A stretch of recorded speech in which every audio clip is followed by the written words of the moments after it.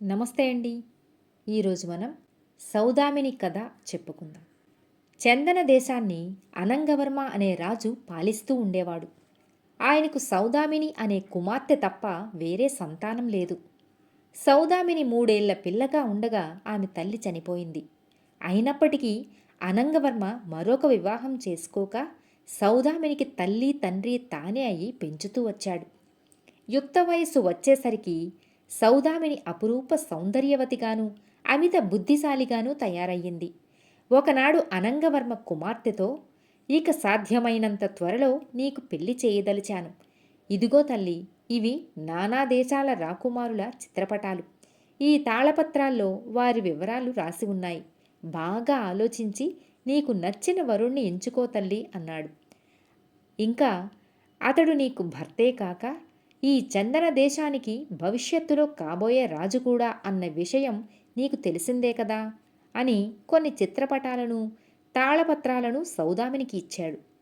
సౌదామిని వాటిని అందుకుని పక్కన పెట్టి కొంతసేపు దీర్ఘాలోచనలో పడింది. ఆ తర్వాత, నాన్నగారు, నాకు కాబోయే భర్త తాలూకు అందచందాలను శౌర్య పరాక్రమాలను నేను వితర్కించవలసిన అవసరం లేదు. అవి మీరే చూడగలరు. అయితే నా కాబోయే భర్త సౌశీల్యాన్ని మాత్రం నేను నాకు తోచిన విధంగా పరీక్షించదలుచుకున్నాను. ఆ పరీక్షలో నెగ్గిన వ్యక్తినే నేను వివాహమాడదలిచాను. సౌశీల్యాన్ని మించిన సుగుణము అందమూ లేదని నా అభిప్రాయం అన్నది. కుమార్తె మాటలకు సంతోషించిన అనంగవర్మ, ఏమిటి నీ పరీక్ష అని అడిగాడు. నేను మీకొక కథ చెబుతాను. నన్ను పెళ్లాడవచ్చిన వ్యక్తికి మీరా కథ చెప్పండి. అందులో గల సమస్యను పరిష్కరించగల వ్యక్తి విజేత అవుతాడు అని తండ్రికి కథ చెప్పసాగింది. పూర్వం వత్సల దేశాన్ని చక్రసేనుడనే రాజు పరిపాలిస్తూ ఉండేవాడు. ఆయన కుమార్తె పేరు కనకప్రభ. ఆమె అపురూప సౌందర్యవతి. ఒకసారి వత్సలకు మిత్రదేశమైన కౌడిన్య దేశపు రాజు విశ్వంభరుడు వత్సలలో జరుగుతున్న ఉత్సవంలో పాల్గొనడం కోసం వత్సల దేశానికి వచ్చాడు. ఆ సమయంలో చక్రసేనుడి విశ్రాంతి మందిరంలో ఉన్న చిత్రాలను చూస్తున్న విశ్వంభరుడు ఒక సుందరి చిత్రాన్ని చూస్తూ ఉండిపోయాడు. అది గమనించిన చక్రసేనుడు, చిత్రంలోని సుందరి అప్సరకాంతలను తలదన్నేలా ఉన్నది, అవునా? నాకు కూడా ఆ చిత్రమంటే చాలా ఇష్టం అన్నాడు. ఆ మాటలకు విశ్వంభరుడు చిరునవ్వు నవ్వి, నేను చూస్తున్నది చిత్రంలోని సుందరి అపురూప సౌందర్యాన్ని కాదు. ఎందుకనో నాకు ఈ చిత్రం ఎడమ చేత్తో లిఖించబడినదిగా అనిపించింది అన్నాడు. మిత్రుడు అన్న దానికి చిత్రసేనుడు ఆశ్చర్యపడి, లేదు లేదు, ఈ చిత్రాన్ని చిత్రించిన మాధురుడు అనే చిత్రకారుడు కుడి చేత్తో గీస్తుండగా నేను స్వయంగా చూశాను. నువ్వు పొరపడుతున్నావు అన్నాడు.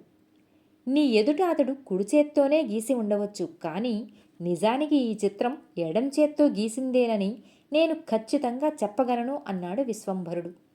చిత్రసేనుడు కాస్త పౌరుషపడి, సరే, ఇప్పుడే మాధురుణ్ణి పిలిపించి నిజం చెప్పిస్తాను.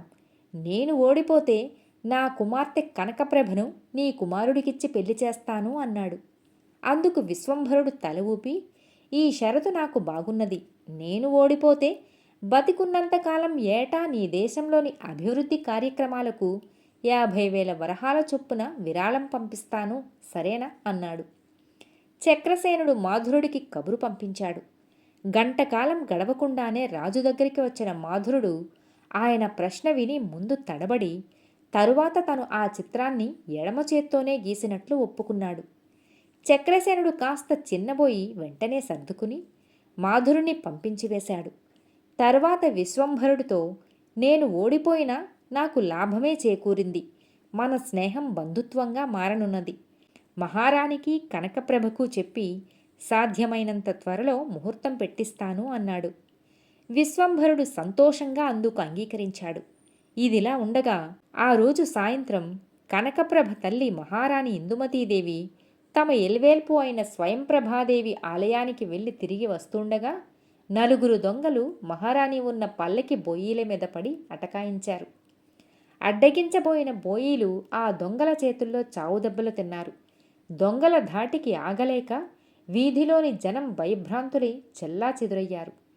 దొంగలు 4 మహారాణిని సమీపించబోతుండగా మెరుపులా ఒక యువకుడు వచ్చి వారి మీద పడ్డాడు. అతడి కత్తి దెబ్బలకు తట్టుకోలేక దొంగలు పారిపోయారు. అయితే రాజభటులు వాళ్ళను తరిమి పట్టుకొని సంకెళ్ళు వేసి లాక్కుపోయారు. ఇందుమతీదేవి ఆ యువకుణ్ణి దగ్గరకు పిలిచి, "ఎవరు నాయనా నువ్వు?" అని ప్రశ్నించింది. యువకుడు వినయంగా, "నన్ను రాజశేఖరుడంటారు. మహాసేనాని త్రివిక్రమవర్మగారి బంధువును" అన్నాడు.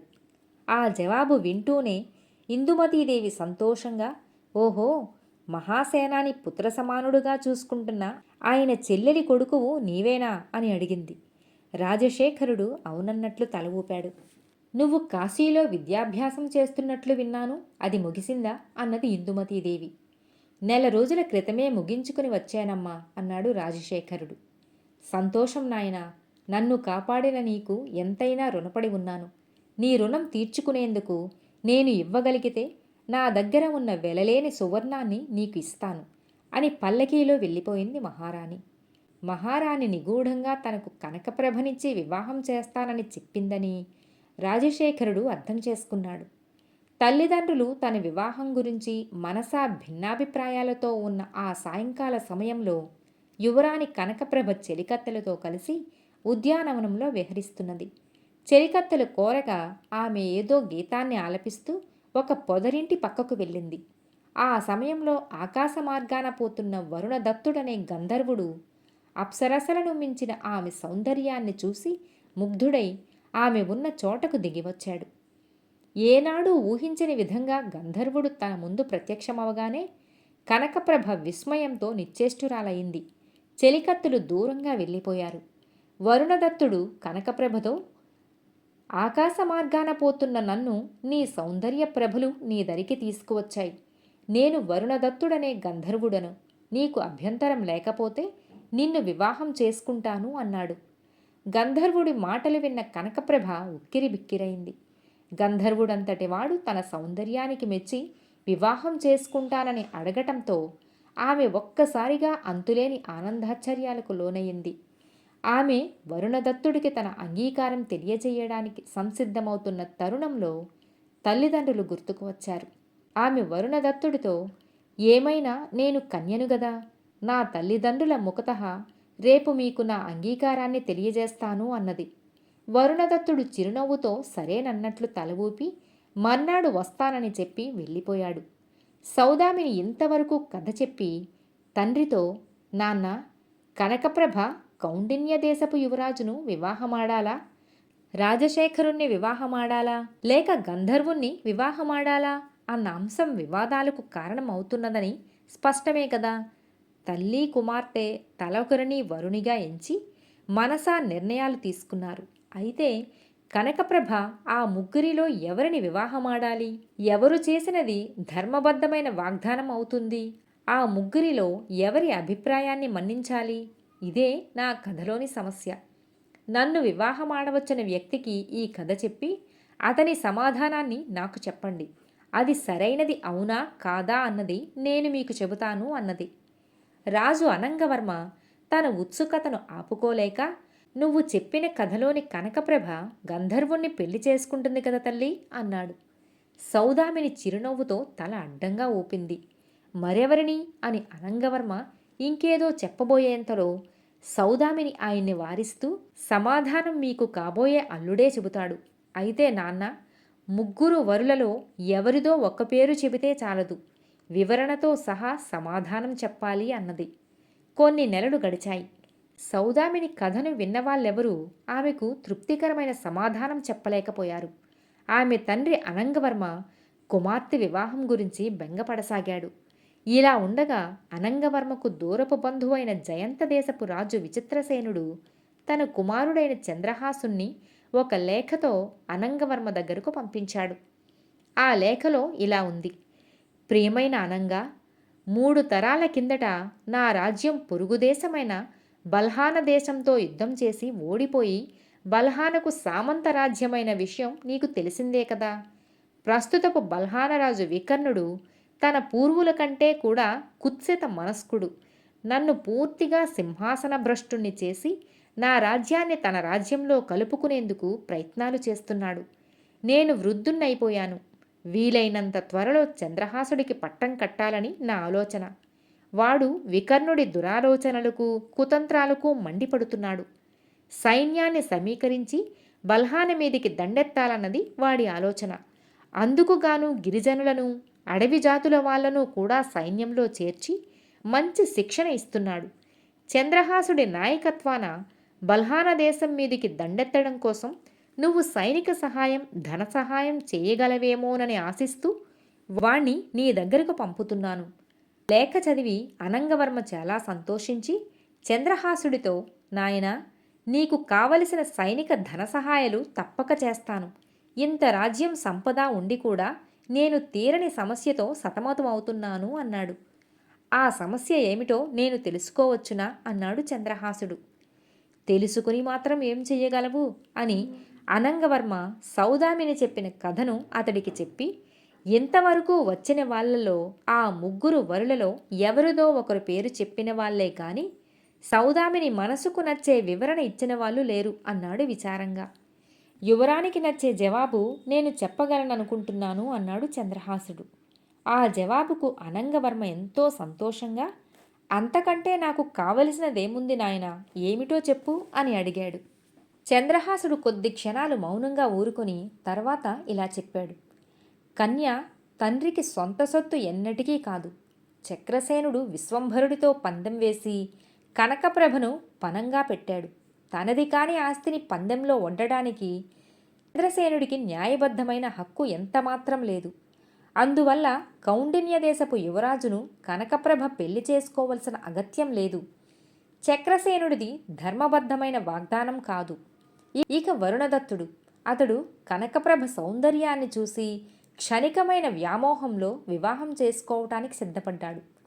పోతే కనకప్రభ యువతీ సహజమైన మనస్తత్వంతో గంధర్వుడంతటి వాడు తనను పొగడగానే అతన్ని పెళ్లాడటానికి సిద్ధపడింది. అంతేకాని పూర్వాపరాలు ఆలోచించలేదు.